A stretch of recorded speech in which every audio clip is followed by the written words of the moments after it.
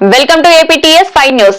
కడ్లమాగి beat road నిర్మాణ పనులకు భూమి పూజ చేసిన Aluru TDP incharge B Veerabhadra Goud. Kurnool జిల్లా హొలగుంద నుండి కడ్లమాగి క్యాంప్ మీదుగా గజ్హల్లి కలిసే బీట్ రోడ్ ను 3,60,00,000 నిధులతో బీటీ రోడ్ కి ఆలూరు నియోజకవర్గం Telugudesam party in charge B Veerabhadra Goud, LLC distributor chairman Mikkilineni Sivaprasad, Holagunda మాజీ సర్పంచ్ రాజా పంపన్న గౌడ్ భూమి పూజ కార్యక్రమాలు చేపట్టారు. ఈ కార్యక్రమానికి ఉద్దేశించి ఆలూరు టీడీపీ ఇన్ఛార్జ్ వీరభద్ర గౌడ్ మాట్లాడుతూ, ఏ అభివృద్ధి అయినా మా కూటమి ప్రభుత్వం వల్లే సాధ్యమవుతుందని, గ్రామీణాభివృద్ధి కోసం మా కూటమి ప్రభుత్వం బీటీ రోడ్ నిర్మాణాలు చేపట్టడం జరుగుతుందని, అలాగే 3,60,00,000 రూపాయలతో గజ్హల్లి గ్రామానికి వెళ్లే రోడ్డును చేపడుతున్నట్లు ఇన్ఛార్జ్ వీరభద్ర గౌడ్ తెలిపారు. ఈ కార్యక్రమంలో తెలుగుదేశం పార్టీ కార్యకర్తలు, బీజేపీ పార్టీ కార్యకర్తలు, జనసేన పార్టీ కార్యకర్తలు, నాయకులు పెద్ద సంఖ్యలో పాల్గొన్నారు.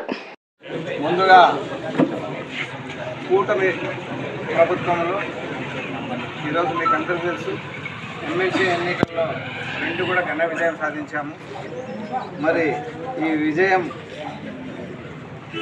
చంద్రబాబు నాయుడు గారికి, మన లోకేష్ బాబు గారికి, మరి అలాగే స్టేట్ ప్రెసిడెంట్ గారికి దక్కుతుంది. ఎందుకంటే ఈరోజు చంద్రబాబు నాయుడు, లోకేష్, అలాగే పవన్ కళ్యాణ్ గారు, పురంధేశ్వర్ గారు కూటమి ప్రభుత్వంలో చాలా పకడ్బందీగా చేసి గతంలో గ్రూప్ ఎగ్జామ్స్ నిర్వహించకుండా పట్టభద్రులను తప్పుగా పట్టించినా కూడా ఈరోజు పట్టభద్రులైన వాళ్ళు మనం ఎలాగైతే వాళ్ళు తీర్పులు ఇచ్చారంటే వైఎస్ఆర్సీపీకి ఒక చెంపపెట్టుగా తీర్పులు ఇచ్చారు. ఎన్నో రకాలుగా వాళ్ళు ఇబ్బంది పెట్టడం చూశారు. అయినా కూడా భారీ మెజార్టీతో 2 గెలుచుకోవడం జరిగినది. మళ్ళీ మా పార్టీ తరఫున మేమందరూ కూడా చంద్రబాబు నాయుడు గారికి, లోకేష్ గారికి, అలాగే పవన్ కళ్యాణ్ గారికి అదేవిధంగా ఈరోజు వడగుంద మండలంలో కడ్లెమాగే దారి 3,60,00,000 2 దారులు మరి భూమి పూజ కూడా చేశాం. మీకు అందరికీ తెలుసు, గతంలో 14-19 ఉన్నప్పుడు కూడా నిధులు వచ్చాయి, చాలా పనులు చేశాం. అవే కాకుండా మొన్న కూడా 70 ఏళ్ళుగా నోచుకొని వన్నూరు కొట్టాల రోడ్డు కూడా 4,60,00,000తో దాదాపు పూర్తిగా వస్తుంది. త్వరలో దాన్ని పూర్తి కూడా చేస్తుంది. మరి ఇవే కాకుండా అభివృద్ధి పథకంలో ఈరోజు కూటమి ప్రభుత్వం ముందుంటుంది. మొన్న 2-3 నెలల కింద దాదాపు 6 మండలాలకి 12 కోట్లు గ్రామాల్లో సీసీ రోడ్లు అయితేనేమి, డ్రైనేజ్ అయితేనేమి అవి ఇచ్చాం. మళ్ళా అవే కాక మళ్ళా మండలానికి కోటి ప్రకారం చెప్పిన 6,30,00,000 మళ్ళీ కూడా ఇప్పుడు వచ్చాయి. అవి కూడా త్వరలో ప్రారంభిస్తారు పనులు. మరి ఇవన్నీ కూడా అభివృద్ధికి దోహదాన్ని కూడా మీకు అందరూ తెలియజేసుకుంటాం.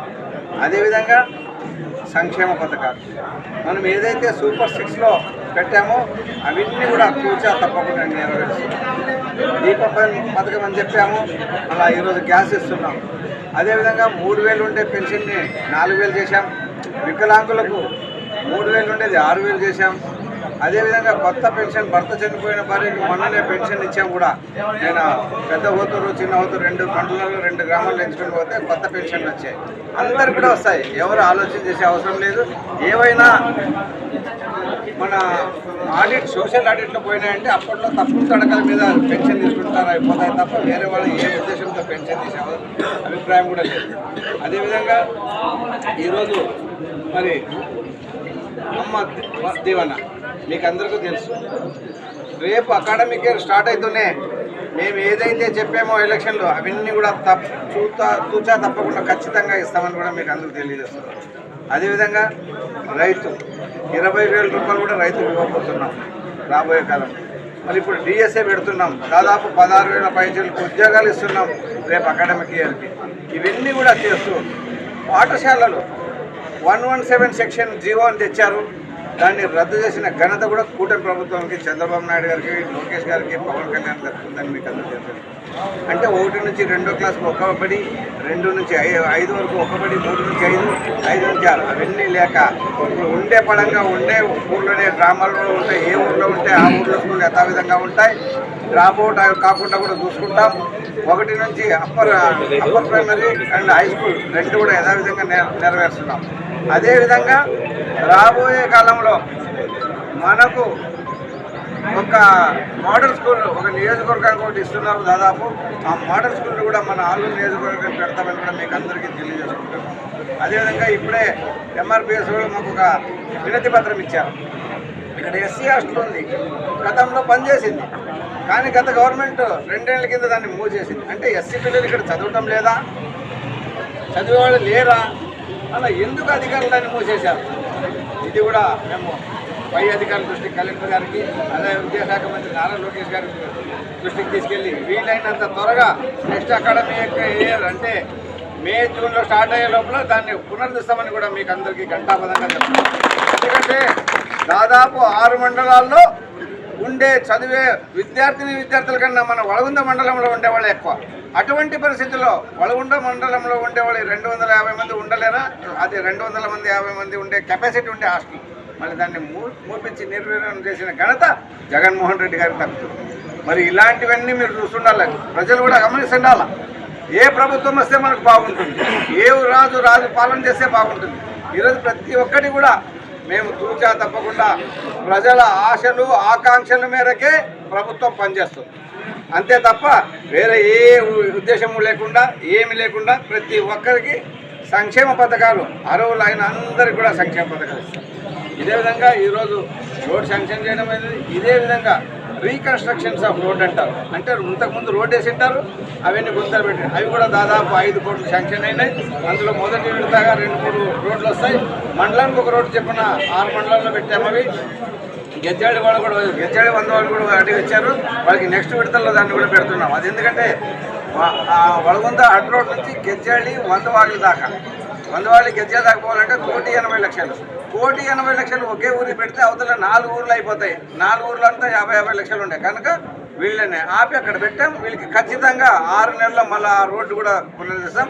అదేవిధంగా గెజ్జాడి నుంచి అటు సిరుగుంప పోయే రోడ్డు ఆల్మోస్ట్ ఆల్ శాంక్షన్ అయిపోయింది, వర్క్ కూడా అయిపోయింది, బండరాల మీద పోయే రోడ్డు. మరి ఇవన్నీ కూడా ఈరోజు ప్రజలు గమనించాలి.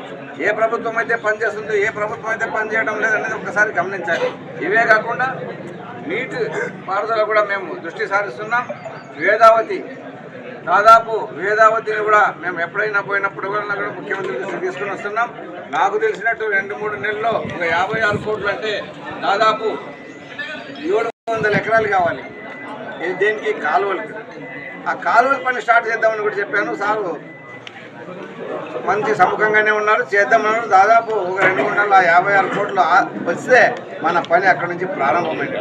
అదేవిధంగా నగరడోనా రిజర్వాయర్లో 50 కోట్లతో శాంక్షన్ చేస్తే దాదాపు అది 20-30% అయింది. మిగతాది కూడా కాంట్రాక్టర్ బిల్లు చెల్లించకుండా కాంట్రాక్ట్ వెళ్ళిపోయాడు. మళ్ళీ దాన్ని కూడా దృష్టి పెడతాం. అదేవిధంగా దేవనకొండ మండలంలో గతంలో 14-19లోనే 46,000 ఎకరాల నీళ్లు శాంక్షన్ చేసిన ఘనత అప్పటి ముఖ్యమంత్రి చంద్రబాబు నాయుడు గారికి దక్కుతుంది.